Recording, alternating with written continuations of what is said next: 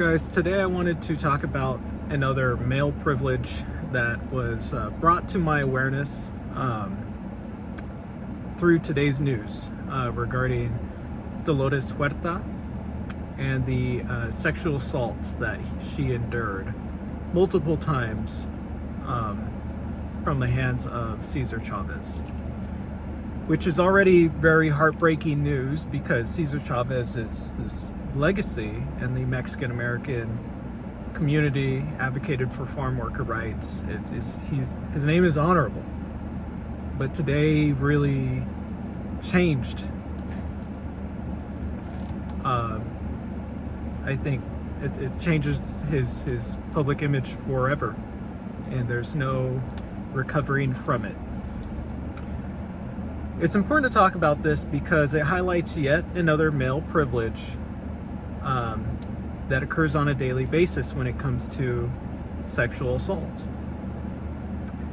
The privilege of secrecy, the privilege of being able to abuse others and others keeping it a secret, which is actually, I feel like, what usually happens in most sexual assault cases.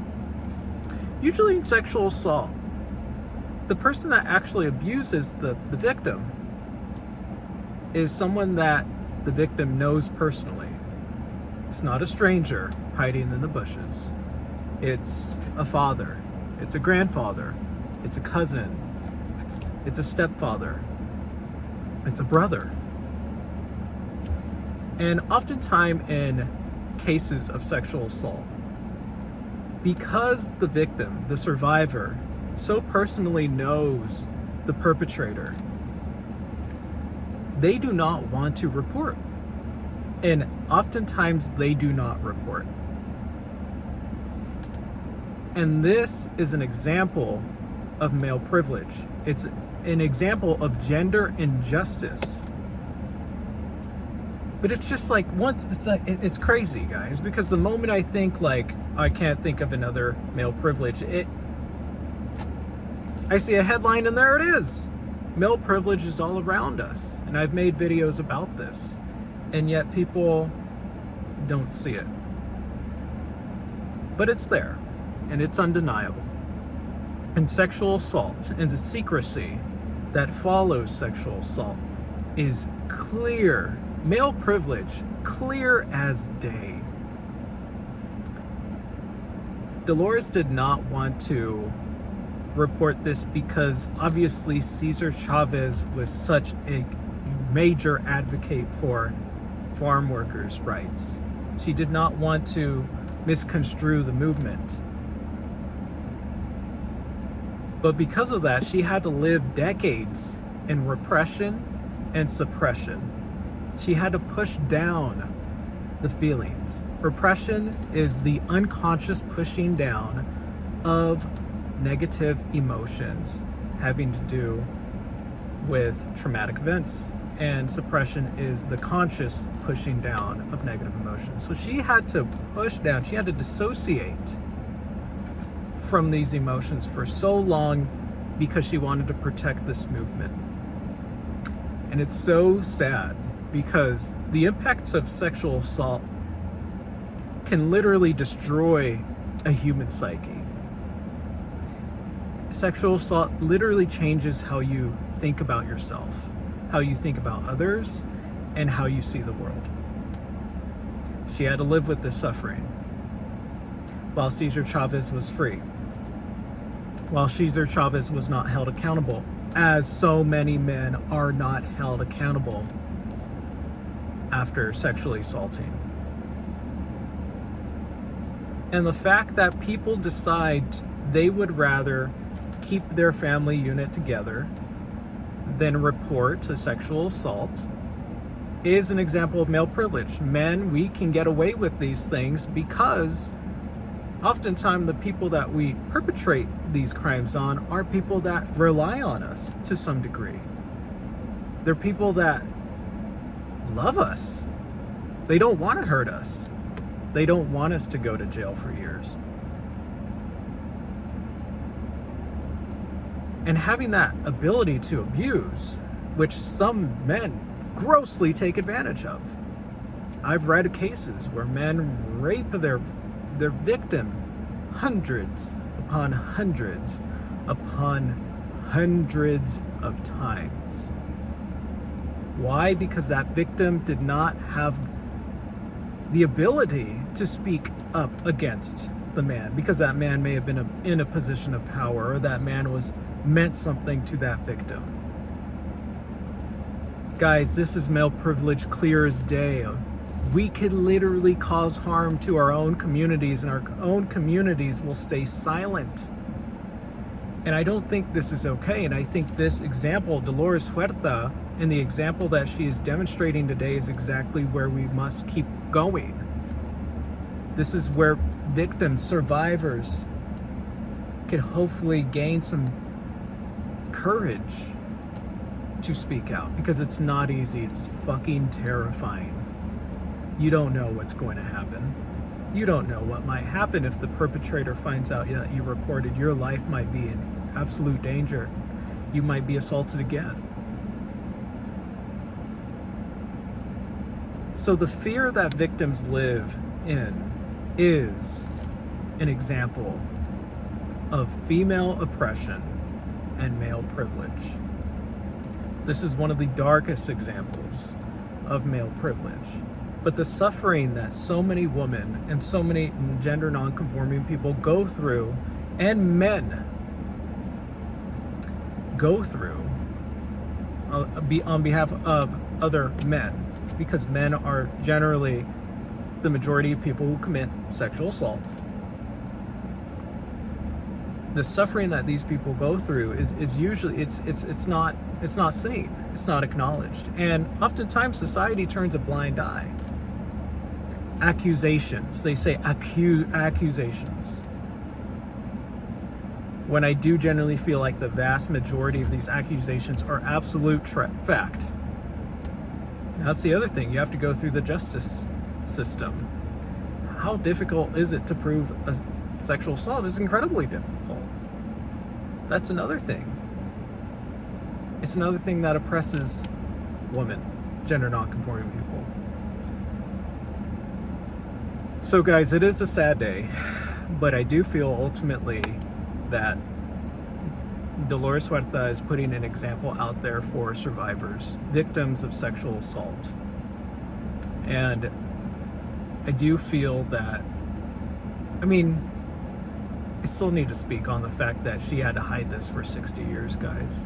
Does that not show you just how terrifying this is? That people literally, there's been people that died who never were able to tell their truth, never tell the way that they were victimized, and yet their victimization impacted probably every single literal facets of their life, from their work life to their friendships to their romance to their, once again, their beliefs about themselves, others, in the world.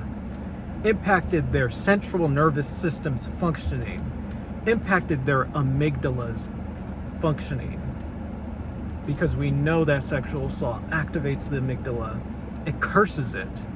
It makes it dysregulated. A dysregulated central nervous system. Mistrust, paranoia, body dysmorphia, dissociative disorders. Sometimes when people are sexually assaulted, they dissociate. Their brain separates themselves from their bodies, and they themselves become disconnected from reality.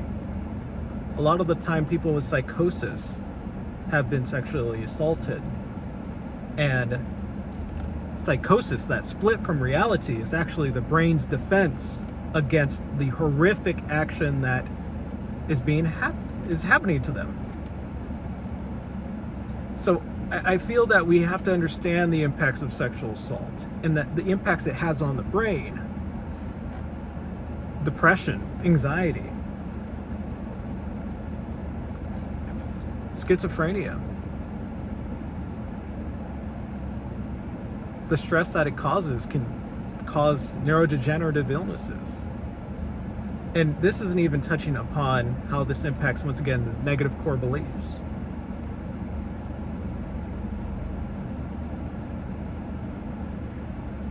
So with this, guys, Dolores Huerta's case is once again an example of male privilege as clear as it gets. And it highlights the reality of sexual assault and how it is handled in our society and our culture, which is, it's not really handled at all.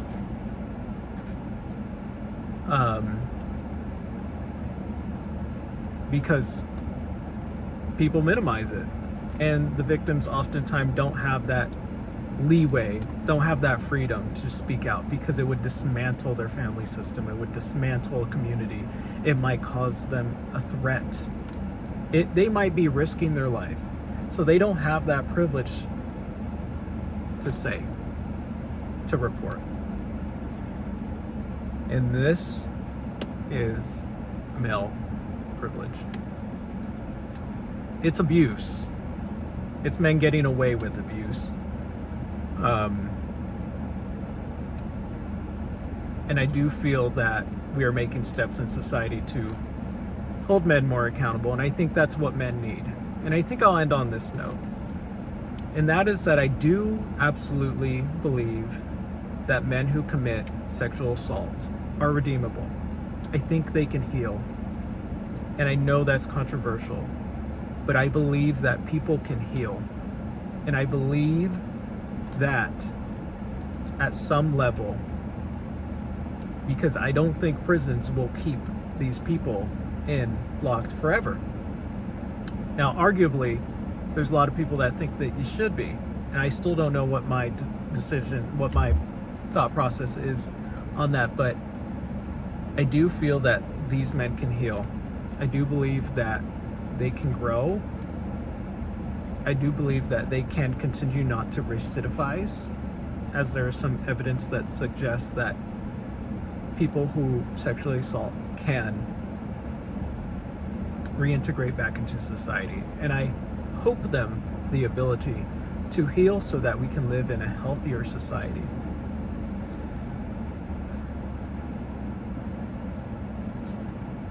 This subject is so hard to talk about. I don't know if I should have mentioned that last piece, but I just felt compelled to, because I do feel that there's hope for people, ultimately, all people, perpetrators and victims.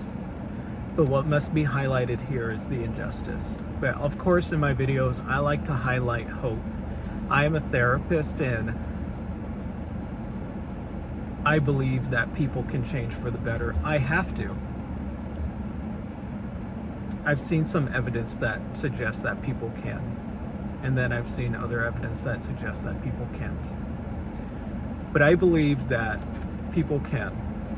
And that's ultimately what I wish for these people who commit these atrocious acts, is that they too also understand what happened to them, so they can understand why they did what they did to other people. So I wish healing to Dolores and the victims involved, and to anybody who's ever suffered sexual assault. Because the cognitive impacts, the psychological impacts are profound. I believe healing is possible. And I hope everybody who has gone through such an experience finds the ability to trust again, and to feel safe again, and to feel lovable, to feel like a human again, to reclaim their humanity. So with that, guys, I will go ahead and end the video. And yeah, guys, justice.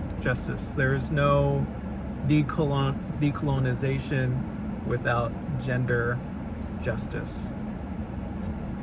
Feminism is for men too. To be a feminist is to be pro-male. To advocate for our female counterparts is to advocate for ourselves. Because ultimately, a healthy society creates a healthier place for all of us, a better existence for all of us. Alrighty, guys, take care, and I will talk to you in the next video.